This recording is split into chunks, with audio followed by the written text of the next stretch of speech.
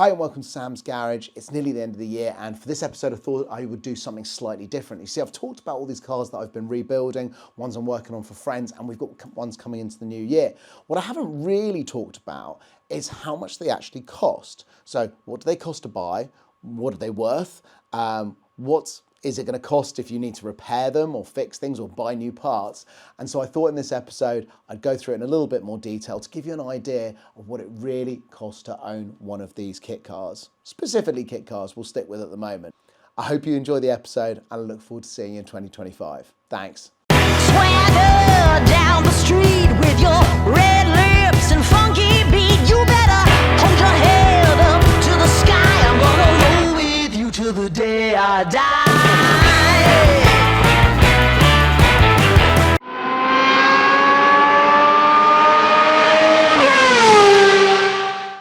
Hi and welcome to Sam's Garage. Now, if you haven't watched the channel before, there are two sides to it. One side is where I work on the cars and I want to show the audience just how achievable it is to actually own cars like this and keep them running and track them and take them out and drive them on the road, etc., etc.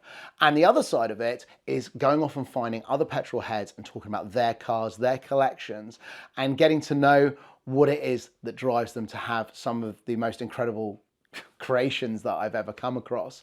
And there's going to be a lot more of that in the new year. Now, one of the things that keeps coming up on the channel, which I haven't really addressed, is I've been saying these cars are cheap and they're easy to work on, but people have asked, well, when you say cheap, how cheap do you mean?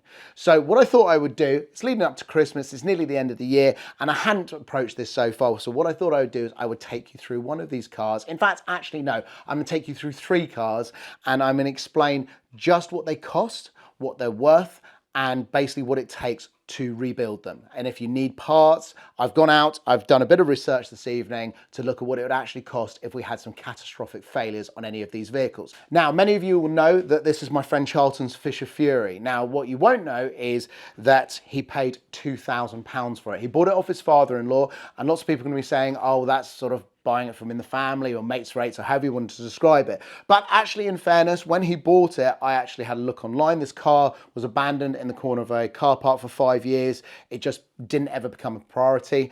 And when I saw the condition of it, the fact that it was technically a non-runner and it is only for track use, it's not got a V5, it's never been registered for the road, that actually £2,000 actually wasn't too bad. Maybe it's probably worth about £3,000. There are things like the tyres and brakes and things like that that need replacing. So I think maybe he got it for about £1,000 less than it's probably worth, but you know, still a fair deal, and I think it's a lot of car for the money.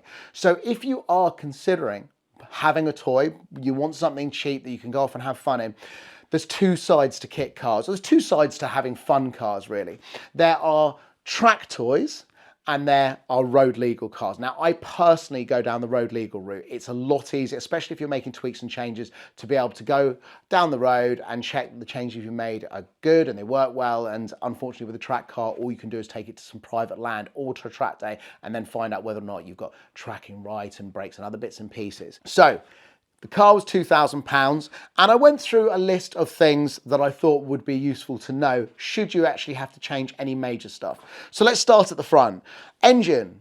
This is a Kawasaki ZX-9 engine from late 90s, early noughties. It's a C1. If you know Kawasaki's, you'll know better than me that actually that is a carburetted engine that actually quite reasonably priced and easy to get hold of. And you're looking at somewhere in the region of £400 to £600 for a running engine. So if we blew this to smithereens, £400 to £600, 12 bolts, out it comes, another one goes in and it'll run, off it goes. Hubs on the front of this are from a Ford Sierra. Now I know that's an 80s car, but you can actually still get hubs very cheap, and a pair for this would be about £140. Then onto the discs. A pair of discs on the front of this is 50. Got to remember that originally the car was 1,400 kilos, a Sierra. The stopping power was capable of stopping that with 5 adults in it. It's now trying to stop about 650, 700 kilos. So it's very, very capable braking on the front of these. The radiator on the front is, I think it's Golf Mark 4 on this. It's about £50 for one of those. And the tyres on this are Yokohama AO 48s. Now, if you were going to track a car like this, well, If you're going to do it on the cheap, you can actually find sets. I found a few sets this evening of tyres on eBay where they were pre-owned, but actually in very good condition with plenty of tread. And you're looking at £100 for a set because they are track-only tyres, or I believe they're track-only tyres. Somebody out there may want to correct me. But if you wanted to get new ones all round, you're looking at about £120 a corner. If you wanted to get Nankang AR1s, which are great tyres, and they are road legal, I know this is a track car, but let's say it was road legal, you're looking at about £100 a corner for some really, really good tyres. And then as we go through the car, there's not much in here except wiring and some aluminium panelling, so that's nice and easy. We've got the prop shaft down the middle there, not expensive than drive shafts. The rear hubs are from Sierra. These are actually drums. We're going to upgrade these to discs at some point. And then you've got the diff on the back, which is from a Freelander. And I looked online and Freelander was about £300 to £500 for a diff. So nothing on here would cost more than about £500 to £600 to replace entirely. And sometimes that's even easier because you're not even having to rebuild anything or, do bearings and, gaskets and all the rest of it. You're just unbolting the old one, putting it to one side and bolting a new one in. So very, very cheap to replace the parts, a very cheap toy. Now, the problem is with track cars, where it becomes expensive is that you've got to get it to and from the track. So you either need a vehicle with a tow bar or a friend who's got a tow bar and you've got to rent a trailer or borrow one. Then you've got the same expenses the rest of us do, which is fuel, tyre, brakes, the normal stuff you're going to go through. And I haven't actually looked into what it would take to change a clutch in one of these, but considering that the whole engine's £400 to £600, I'm not exactly worrying. And it's so easy to get to this engine. One, from down here inside the engine bay, but two, if you actually wanted to just split it apart, it's easy to just take the whole thing out. So that's super easy. So what we're going to do is we're going to move on to the other two cars, which are the Mojos, which if you've watched the channel before, you'll have seen that I've been going through, and one of them I completely rebuilt. Now, as we go through to the other workshop, this car is waiting to go on the channel in the new year. If you know me, beyond just watching the channel, you actually know me outside of this and you know what car it is, please don't put it in the comments. I really want it to be a surprise in January when this goes in the garage and we start working on it. So big appreciation for keeping this one quiet. So if you have watched this channel before, you'll know that this is my silver Mojo II. Up till 5 months ago, it was grey with white stripes, and the first car to hit the channel, so I stripped it apart and we built this huge wing on the back of it. We tidied up the engine bay, we repainted it, we sorted out some electrical problems, and we just basically worked on the aesthetics. We powder coated the wheels in gold, which was like Renault Clio Williams from the 90s colour that I really, really loved, and it gave it a completely fresh look. So we're going to go through exactly the same thing again with this car. This is running a 1995 Mondeo 2-litre Zetec. Now, they are becoming harder and harder to find, and I went online earlier and there weren't many on eBay. But fortunately for me, I actually blew up the last engine in this about a year ago. It's sitting actually about where the camera is at the moment.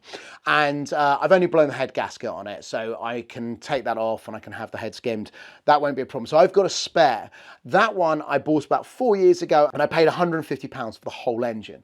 I looked online earlier on. They are becoming a bit more expensive, but you are still talking about an entire engine, £400 to £600. So if this one blew up, that's what it's going to cost me to take that out, put the carburetors on the new engine, mount the gearbox and the clutch, and be up and running again. And I have done it before. In fact, this car, we actually blew the clutch a couple of years ago, and a friend of mine brought it in, jacked up the back, took the back end off, had the engine and gearbox out, split it, changed the clutch, and put it all back together again and drove the car out in under 3 hours, which I thought was pretty good.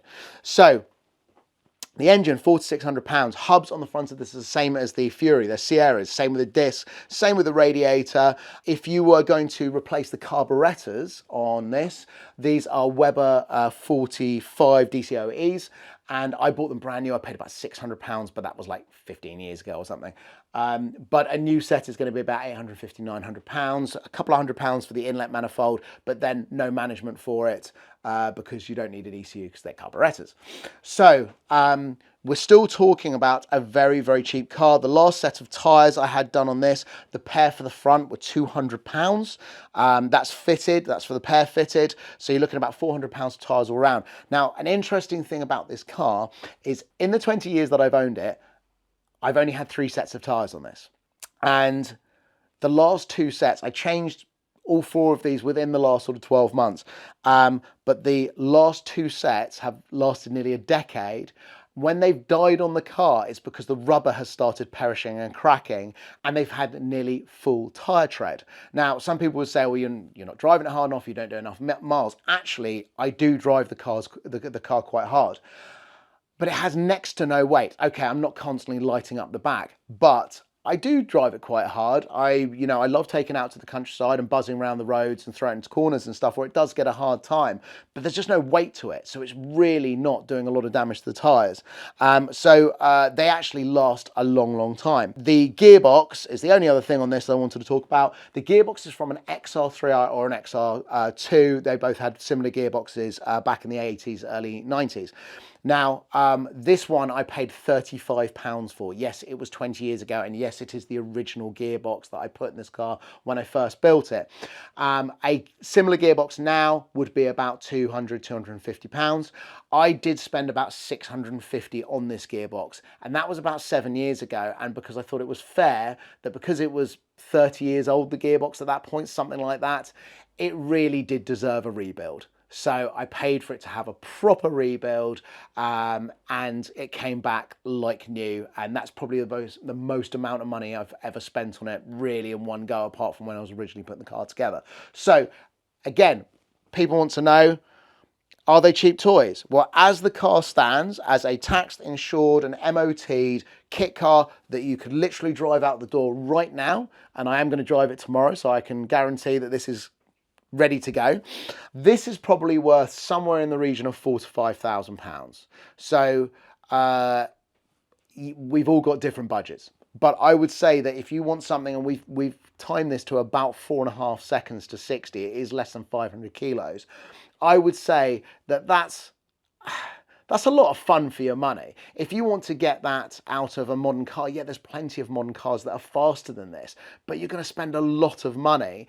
And if you're trying to have it as an everyday car and a toy at the same time, you're struggling to do both. Personally, I drive a boring everyday car. I've got an old BMW X5. It's a workhorse. It's got lumps and bumps out of it. It goes to the dump and things like that.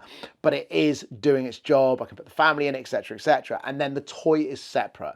So I don't drive the X5 hard, which means it doesn't cost me huge amounts of money to keep it on the road. This I can have fun in, but it is not trying to be anything more than a toy. It's not trying to be practical, although I do occasionally put a Tesco shopping in the passenger side and, and come back with that.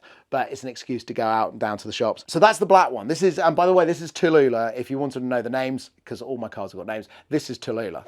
Now you have to forgive me, it is a bit of a mess out here. We are doing work to the garage still. We're moving cars around. I'm trying to organize all my bits. But this, again, if you watch one of the other episodes, is the second Mojo 2. This is actually kind of a Mojo 2.5 because it has a different nose on it. Had some changes done to it. Now, when this turned up, this was a running car. It was MOT'd when it arrived here. Now, I bought this off my buddy. Again, people are going to go, well, maybe you got mates rates, etc., etc. Yeah, I probably paid about £500 to £1,000 below market value, but I paid £3,000 for this. Now, this is faster than that one. I know that one's got a very aggressive profile, but this has actually got about 35% more power in it. It's running a 2-litre Duratec engine with Gen V throttle bodies and an Emerald ECU. It's effectively, it's an injected engine, and it's got a standard exhaust system on it, so it's very, very quiet. It ticks along, it sits in traffic really, really well. And apart from the setup of the engine, the configuration of the injection system, there's not really much difference between this one and that one. So the only sort of real differences on this is that the Emerald ECU would set you back about £500 to £800 should you need to replace that.